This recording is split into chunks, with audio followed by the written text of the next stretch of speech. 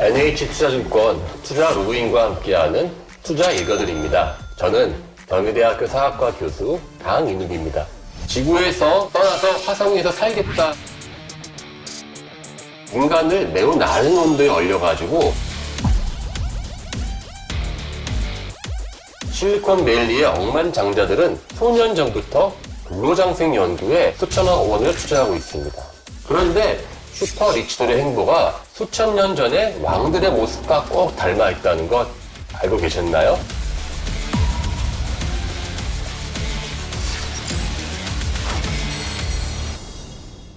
전 국민의 주식 투자 열풍은 쉽게 식을 기미가 보이지 않습니다. 이러한 투자 열풍 속에서 연일 화제가 되는 사람이 바로 일론 머스크입니다. 그의 트위터 한마디에 가상화폐는 물론 나스닥까지 왔다 갔다 하는 글자 그대로 천국과 지옥을 경험하는 분들이 아주 많습니다. 이러한 그가 열을 올리는 일이 바로 화성 이주입니다. 그의 말에 따르면 2026년까지는 화성에 100만 명 정도를 보낸다고 해요. 글쎄요, 북극, 사막, 정글, 고산, 지구에 있는 어떠한 환경에도 적응해서 살아온 게 인간이니까 화성 개척도 한 번은 꿈꿔볼 수는 있겠죠. 자, 그런데 과거 사람들은 어땠을까요?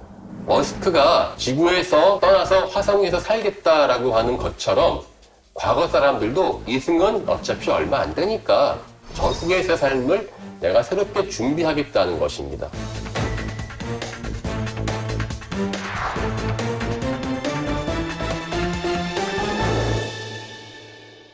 진시황의 진시황론과 병마용, 이집트의 피라미드, 신라의 황남대총. 도대체 저것을 만드는데 얼마나 비용이 들었을까?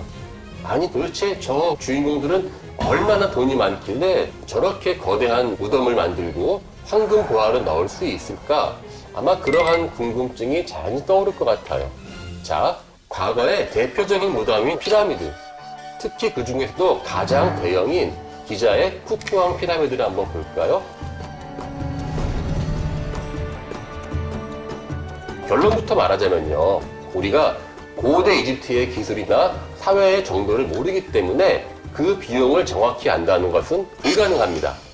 하지만 현대의 기술로 지으면 얼마나 들까까지는 좀 알아볼 수 있겠죠. 10년 전쯤에 그걸 한번 계산해 본 고고학자가 있었는데요. 결과는 5년 정도 걸리고 6조 원 정도의 예산이 든다고 추산했어요. 여기에 빠진 게 있어요.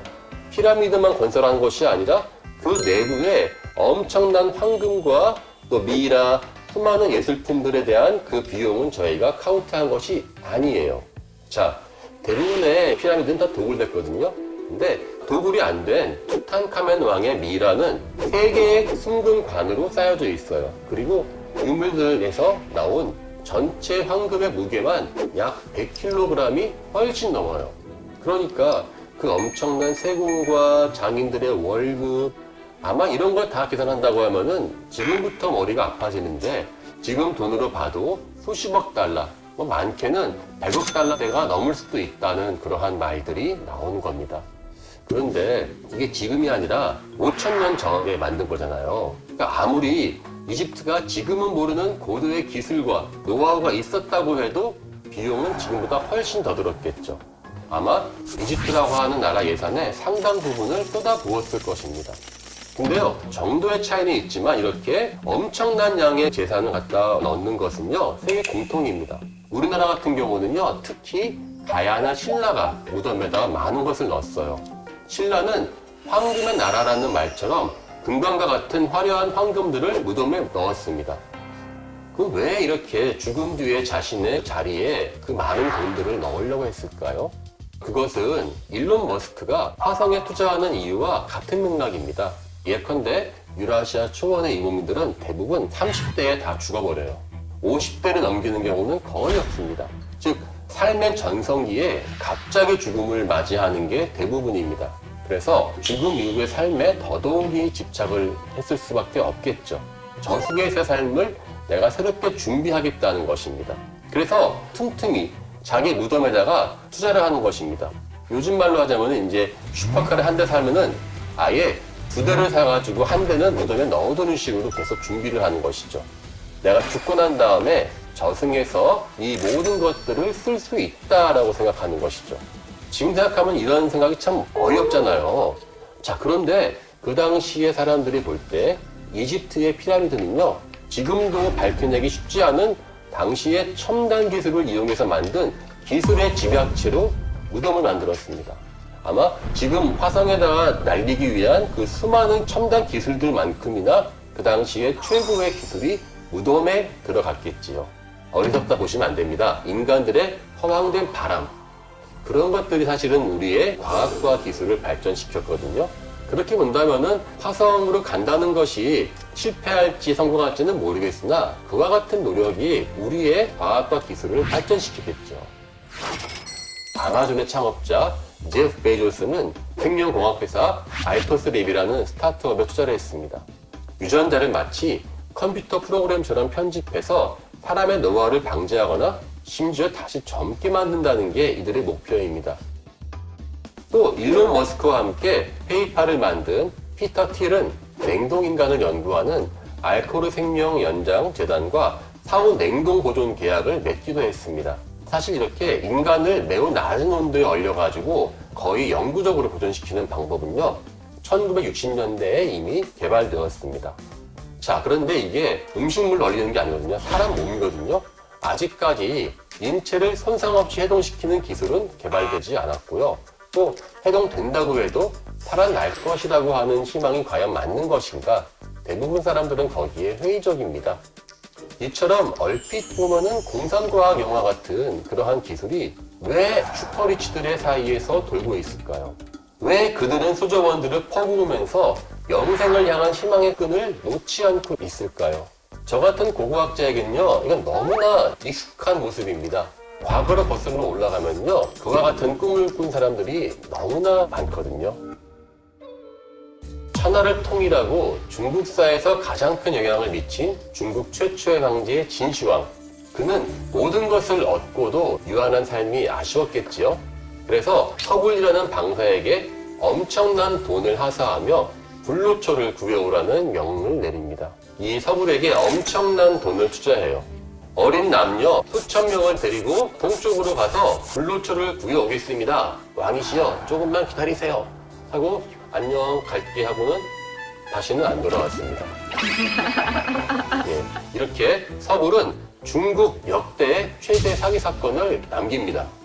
진시황은 몸에 좋다는 갖가지 약을 먹고 불로장생을 꿈꿔요. 아이러니하게도 이런저런 약에 들어있었던 수은 때문에 수은 중독으로 일찍 생을 마감하고 맙니다. 몸에 좋은 약 대신에 금과 옥을 사용한 일도 있습니다. 무덤을 발굴하면요, 시신을 온몸으로 황금으로 감싸고 있는 것들이 흔히 발견돼요.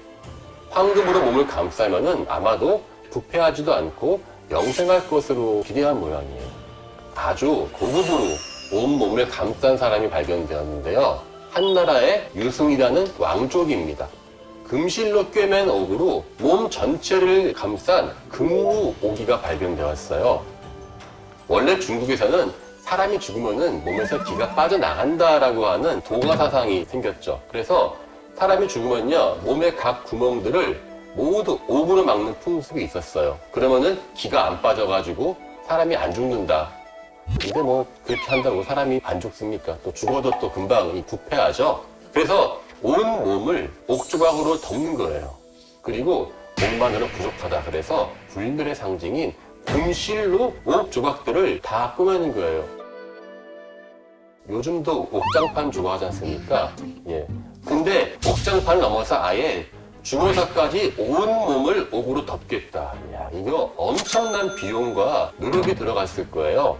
인간의 영생을 꿈꾸는 투자에는 또 다른 방법이 있습니다. 죽은 사람의 시체가 썩지 않고 그대로 있다고 하면은 마치 그 사람은 영원히 살고 있는 것처럼 보이지 않을까요?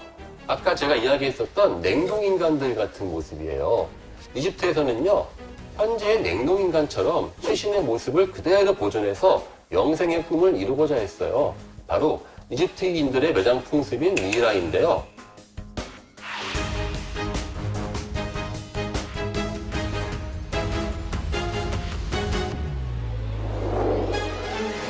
모스크바의 생체학 연구소는 사회주의권의 지도자인 레닌, 마오쩌둥, 호치민, 스탈린 등을 미라 처리를 해서 보존 처리하는 그러한 기술을 보유하고 있습니다. 지금도 매년 이 미라를 다시 꺼내가지고 다시 처리하는 그러한 작업들을 하는데요. 이게 참 아이러니한 게 고대의 미라 전통이 남아있는 곳이 바로 사회주의권인데 정작 사회주의권의 그러한 이념들은 영생 내지는 저승의 삶을 부정하는 바로 종교를 부정하는 사람들이란 말이죠. 시신을 생전과 똑같이 보존하라는 욕구이기도 합니다만은 더 나아가서 그들을 하나로 묶어줄 종교적인 지도자, 신이 없으니까 자신들을 영도에 있었던 지도자의 껍데기라도 있어야지만 사람들이 보고 믿을 수 있다고 생각하는 가장 종교를 부정하면서 가장 종교적인 생각들을 하고 있는 것이죠. 냉동인간과 미라. 사실 이거는 인간의 욕망입니다.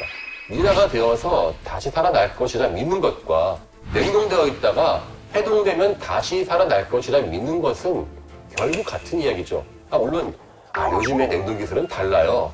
첨단 과학이에요 라고 말할 수 있지 모르겠지만 고대 이집트의 미라 역시도요. 그 당시에 가장 첨단 기술로 만들었기 때문에 미라가 나올 수 있었던 것이에요. 지금의 첨단 기술로 만든 냉동 인간들을 수백 년 뒤에 미래의 사람들이 본다면은 아마 우리가 지금 미라를 볼 때 드는 생각과 같은 생각. 왜 저렇게 쓸데없는 짓들을 했지? 라고 할 것 같아요. 하지만 이와 같은 영생이라는 허무맹랑한 바람으로 사실 우리 인류의 역사는 발전되고 있습니다. 인간의 수명 연장과 의학기술의 발전이죠. 지금 역시 천문학적인 돈을 영생에 투자하고 기대하는 슈퍼리치들 덕분에 경제는 부흥합니다. 그리고 기술은 발전하죠. 건강과 장수는 슈퍼리치들만의 꿈이 아닌 인간 모두의 꿈입니다. 이것이 부질없고 쓸데없다는 것도 알지만 그 꿈을 한 번도 잊어본 적이 없습니다. 이 인간의 공통되는 꿈에 주목하며 한번 투자의 힌트를 얻어보는 것 나쁘지 않을 것 같습니다. 또 실패해도요, 미래의 고각자들이 아주 좋아할 것 같습니다.